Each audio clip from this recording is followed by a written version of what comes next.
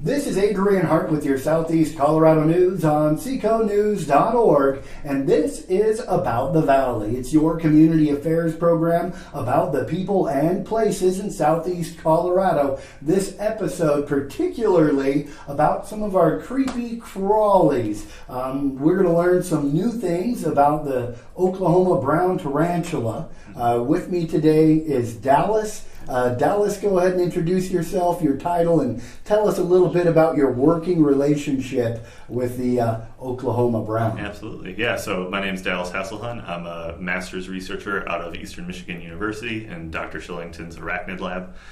We're the largest tarantula lab in the United States, one of the 3 in the world.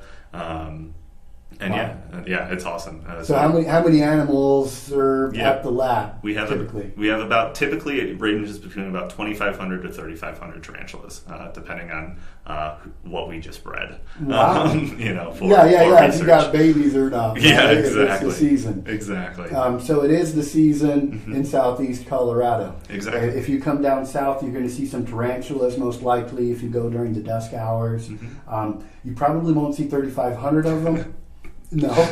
Probably not. If you do, let me know. All right, definitely alert these guys. They want to know. Yeah. We're going to have Dallas tell us a little bit about the tarantula migration, in quotes. We'll get into that here in a minute. Right now we're looking at an awesome still shot that Jay Briggs submitted in our photo contest from 2020. And we're going to watch his video, Tarantula Karate. We're going to encourage you guys to check out our hashtag, SecoTarantulas.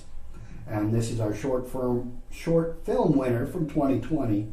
And there you can see a lovely Oklahoma brown crawling in the roadway, which is probably where you're likely to see him if you're out looking, right? Yeah, absolutely. Especially down south, just a little south of La Junta, you'll find them all over the place, all by the grasslands and things like that, as well as within the grasslands. Tell us about our furry-legged friends here, Dallas. Yeah, so like you mentioned, Oklahoma brown tarantula. The scientific name is Aphenopalma hensi, Aphenopalma hensi, and they also go by Texas browns, brown tarantula. I vote you guys should start calling them Colorado brown tarantulas because it's a common name and they're here, right? Yeah, that's right, man. We've got the trending state right now, exactly. So why not call them the Colorado brown tarantula? Yeah, and so these guys range from about down from New Mexico over into Texas up to here, and then they go a little bit more east of here. But this is definitely their northernmost range, and so they experience a little bit colder than their friends to the south. So they're a little bit tougher, probably. These pretty hardy brethren of tarantula roaming around. Absolutely. We said brethren because these guys are probably the guys. Yeah, right? Absolutely. So a lot of these videos, my usual go-to when people are asking is if you see it out walking around, it's probably a male, especially this time of year because it's their mating season. Right. So that's what we talked about. We say migration in quotation marks because it's just kind of an easy terminology. They're not technically migrating from one place to the other. But the males do get out and start wandering around looking for a mate. Yep, they're looking for the female burrow. Exactly. And the females are hiding in the burrows. Exactly. Yep. And then the males are also in the burrows throughout the summer and until they're mature.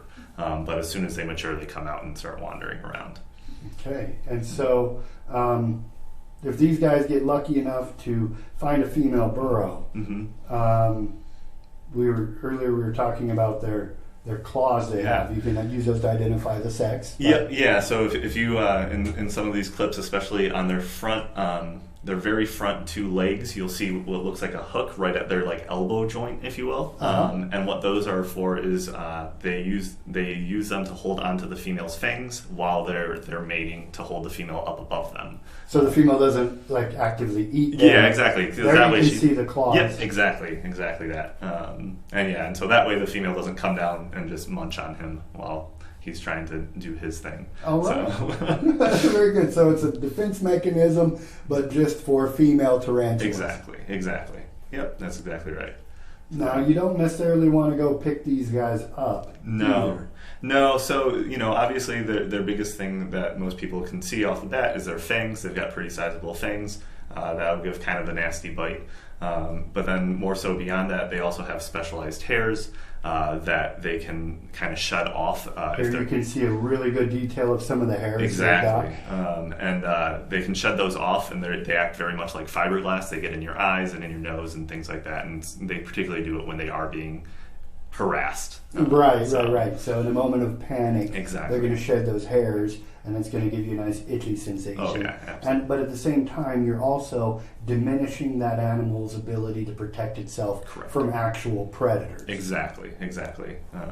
Yeah, and that kind of goes hand in hand too with why we try to discourage people from taking these, because they are wild animals, right? Right. It's no different in the grand scheme of things than taking like a bison from Yellowstone and putting it in your trunk, right? Right. So there's a criminal risk of trying to take them home to be a pet. Exactly. So the risk of poaching. Right. And then beyond that too, they the males specifically, which are the ones you're likely to find walking around.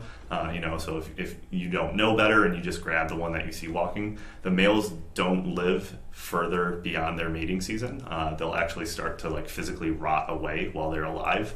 So if you bring it home to show your kids and things like that, what ends up happening is they get to watch something actively rot. Right. And so talk about the movement with the tarantula here. And you were talking about the rotting, but they've got a specialized system going on. Yeah, so that's the other interesting thing, and that's kind of what gives tarantulas and spiders their creepy crawliness, right? Is they don't have muscles like we do. Instead, they have to actively pump fluids into each of their legs, and so that's why they kind of walk in like a pattern. Yeah. It works very similarly to like hydraulics. Yeah, you can see that articulated pattern, and their biological hydraulics pumping those legs. Exactly.